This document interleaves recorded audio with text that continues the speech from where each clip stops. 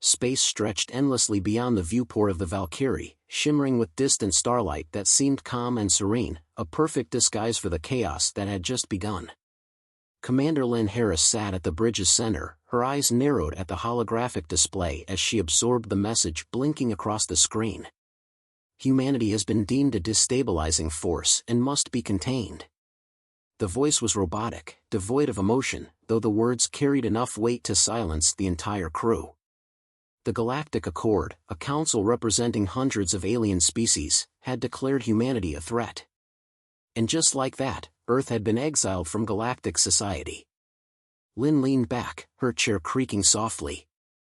"They really called us insane," she muttered, the ghost of a smirk on her lips. Around her, the bridge crew exchanged uneasy glances, unsure whether to laugh or brace for a fight.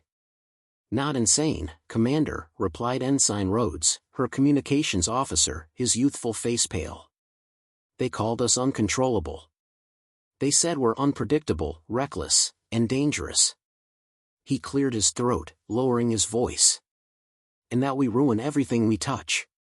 Lynn stood, her military coat trailing behind her as she walked to the center of the bridge. "That's the most diplomatic insult I've ever heard," she said. "But why now? What's changed?" I think it's because of us," Commander Rhodes said, his gaze dropping.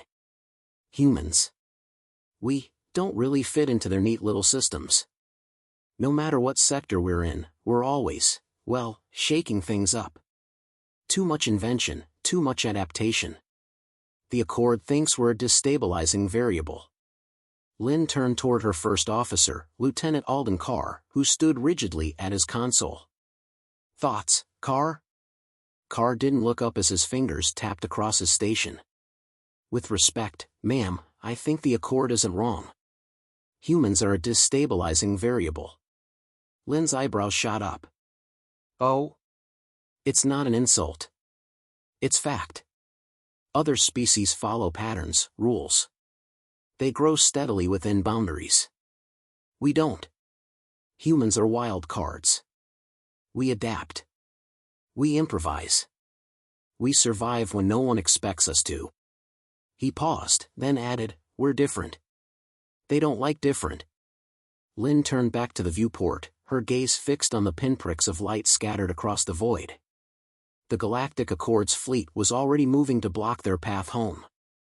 Dozens of ships loomed in orbit around Earth, forming a blockade that sent a clear message: humanity was to remain confined to its solar system, forever. Any attempt to cross the boundary would be met with force. "So they think they can fence us in," Lynn said quietly. "They don't understand who they're dealing with." Before anyone could respond, the ship's proximity alarm blared. "Incoming hail," Rhodes said, straightening. "It's Admiral Carrot of the Zorvani Empire. They're requesting immediate surrender." Lynn exhaled through her nose. The Zorvani were the Accord's most powerful military species, their ships sleek and deadly. Carrot's reputation preceded him, a ruthless tactician who respected strength but had none of his own species' sense of humor.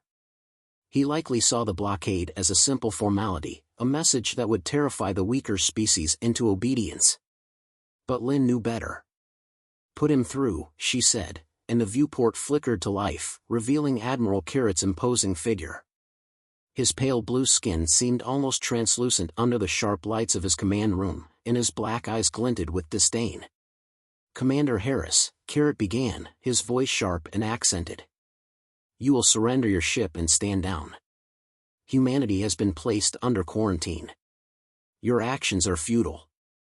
Lynn smiled politely. "Admiral, with all due respect, Earth doesn't belong to you, and neither does the solar system. You can't just decide to block our way home." Carrot's expression tightened. "The Galactic Accord has voted. Your people are a danger to the galaxy." "A danger?" Lynn echoed, tilting her head. "Or just inconvenient?" "You break rules, Commander," Carrot hissed, his black eyes narrowing. "Rules that keep the galaxy in balance. You invent when others stagnate. You fight when others surrender. You change when others remain as they are. That cannot be allowed." Lynn's smile faded, and she stepped closer to the screen. You call it breaking rules. I call it being human. And if you think a blockade will stop us from reaching home, you're sorely mistaken.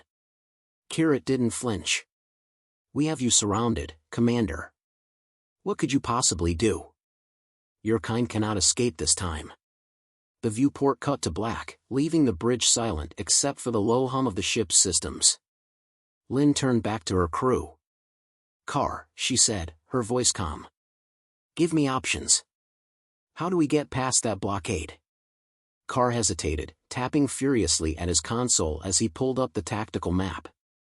The Zorvani fleet's ships are fast, but they're predictable. They'll hold formation to maintain control. If we can disrupt that formation, we might create a gap to slip through. Lynn nodded, already thinking ahead. Disrupt how? Rhodes chimed in, excitement creeping into his voice.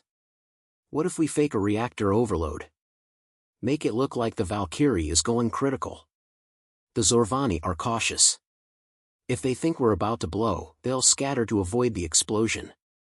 Lynn's lips curled into a grin. Now that's the kind of human insanity I like to hear. The crew exchanged glances, a mix of disbelief and nervous energy passing through the room. Lynn didn't blame them.